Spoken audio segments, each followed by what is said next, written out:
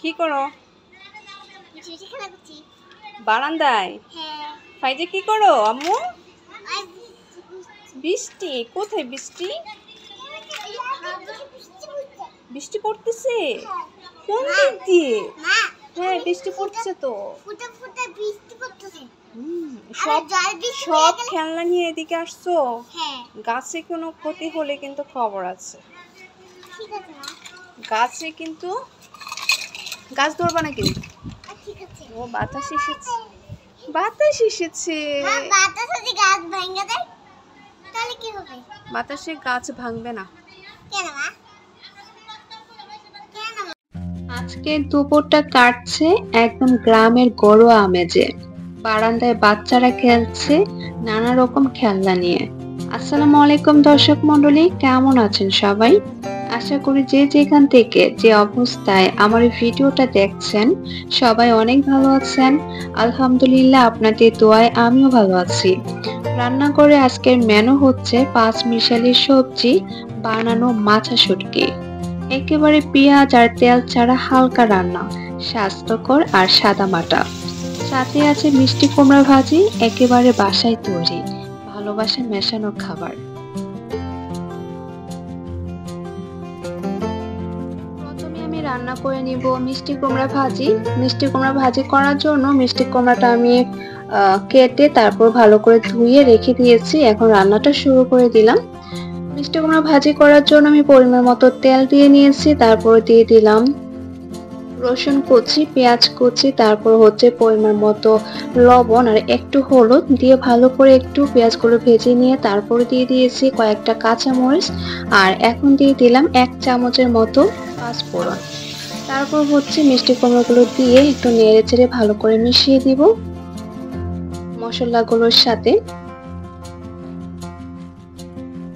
যখন ভালো করে একটু মেশানো হয়ে যাবে তারপর দিয়ে দিব 1 চামচের মতো চিনি। চিনিটা দিয়ে আবার একটু নেড়ে চেড়ে মিষ্টি কুমড়ার সাথে মিশিয়ে দিব।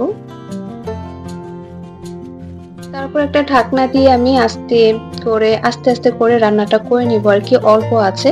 তো অন্য পাশে আমি মিষ্টি কুমড়াটা বসিয়ে দিয়েছি আর এখন চলে এসেছি শুটকি তরকারিটা রান্না করার জন্য। আজকে একদমই সাদামাটা একটা শুটকি তরকারি রান্না করব, কিন্তু খেতে অসাধারণ হবে।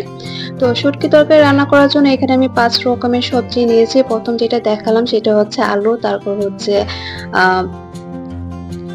পয়ডা, তারপর হচ্ছে লচ্ছই, আর হচ্ছে মূলা, আর সাথে আছে ঢেঁড়স। তো এখন হচ্ছে আমি মশলাগুলো দিয়ে নিচ্ছি। তো প্রথমে হচ্ছে আমি দিয়ে দিয়েছি লবণ, তারপর দিলাম ধনিয়ার গুঁড়া, এখন দিয়ে দিচ্ছি মরিচের গুঁড়া, তারপর দিয়ে দিব হলুদের গুঁড়া। সবগুলো মশলা দিয়ে অল্প একটু নেড়ে চেড়ে তারপর একটা ঢাকনা দিয়ে আমি বসিয়ে দিব। আর এখন দিয়ে দিচ্ছি এটা হচ্ছে রসুন বাটা। এই তো চারপাশ দিয়ে একটু হালকা করে নেড়ে তারপর একটা ঢাকনা দিয়ে আমি বসিয়ে দিব। এখন আমি ভালো করে কিন্তু মশলাগুলো নেড়ে চেড়ে মিশিয়ে দেয় না, মশলাগুলো কিছুক্ষণ ভাবে হবে, তারপর হচ্ছে এখন এই পর্যায়ে এসে আমি নেড়ে চেড়ে দিব।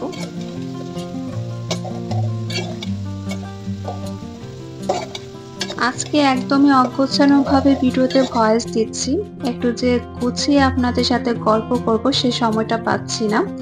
আজকে আমার বাচ্চাদেরকে ঘুম পাড়িয়েছিলাম, ওরা মাত্র আধা ঘন্টার মতো ঘুমিয়েছে, তারপর উঠে গিয়েছে। তো ওরা সজাগ থাকলে ভিডিওতে ভয়েস দিতে অনেক বেশি কষ্ট হয়ে যায়, ওরা অনেক বেশি শব্দ করে আর বারবার আমার কাছে চলে আসে।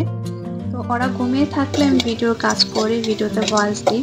তো আজকে উঠে গিয়েছে কি আর করার, ওদের অন্য রুমে খেলনা দিয়ে এসেছে খেলার জন্য, তারপর বারবার আসতেছে, আমি বারবার উঠে ওদের কাছে যাচ্ছি। আমি কিন্তু একটু হাঁপিয়ে হাঁপিয়ে ভিডিওতে ভয়েস দিচ্ছি, বুঝতেই পারছেন। বারবার ওদের কাছে ছুটে যাচ্ছি, তার জন্য একটু কষ্ট হচ্ছে আর কি। আপনাদের সাথে গল্প করার ছলে আমি কিন্তু শুটকির তরকারিতে বুটের ডাল দিয়ে দিয়েছি। তো বুটের ডালটা দিয়ে একটু পানি দিয়ে বসিয়ে রাখলাম যেন বুটের ডালটা তাড়াতাড়ি সিদ্ধ হয়ে যায়। তো অপর পাশে মিষ্টি কুমড়াটা একটু নেড়ে ছেড়ে এই পাশে নিয়ে এসেছি। মিষ্টি কুমড়া ভাজিটা প্রায় হয়ে গিয়েছে, মিষ্টি কুমড়াটা একদম সিদ্ধ হয়ে গিয়েছে। এখন হচ্ছে আমি উপর দিয়ে একটু ধনিয়া পাতা ছিটিয়ে দিয়ে আর একটু নেড়ে চেড়ে ভাজিটা করে নিব। এই তো ভাজিটা হয়ে গিয়েছে, একটু ভালো করে নেড়ে চেড়ে নিচ্ছি আর কি। এখন তুলে নেব। আর এখন শুধু বাকি আছে শুটকি তরকারিটা, এটা রান্না করে ফেললে আজকে দুপুর রান্নাটা শেষ হয়ে যাবে। এই শুটকি তরকারিতে আমি কিন্তু একদমই তেল আর পেঁয়াজ কোনোটাই ব্যবহার করি নাই। এভাবে রান্না করে একবার খেয়ে দেখবেন যে শুটকি তরকারি কত মজা হয়। তো এখন হচ্ছে আমি শুটকি তরকারিতে দিয়ে দিচ্ছি ২টা মাছের পিস আর হচ্ছে শুটকি। তো শুটকি মাছগুলো দিয়ে কিছুক্ষণ আমি ঢাকনা দিয়ে ভাপে রেখেছিলাম। যখন মাছগুলো সিদ্ধ হয়ে গিয়েছে, শুটকিটাও সিদ্ধ হয়ে গেছে, এ পর্যায়ে এসে আমি ভালো করে মাছটা শুটকিটা ভেঙে সবজিগুলোর সাথে মিশিয়ে দিচ্ছি।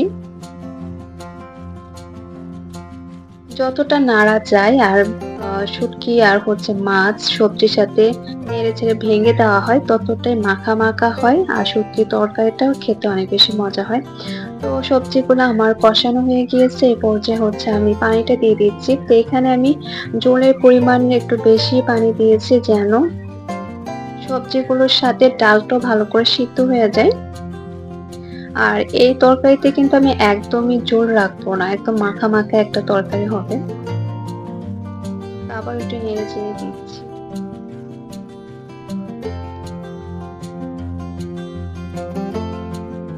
এখন চেক করে নিব তরকারিতে লবণের পরিমাণটা ঠিক আছে কিনা।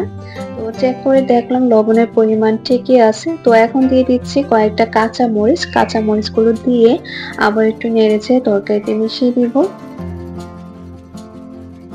তারপর দিয়ে দিব ধনিয়া পাতা দিয়ে কিছুক্ষণ রান্না করে যখন তরকারি থেকে একদমই ঝোলটা শুকিয়ে যাবে, যখন হালকা একটু একটু ঝোল থাকবে মাখা মাখা হয়ে যাবে, তখন আমি তরকারিটা নামিয়ে নিব।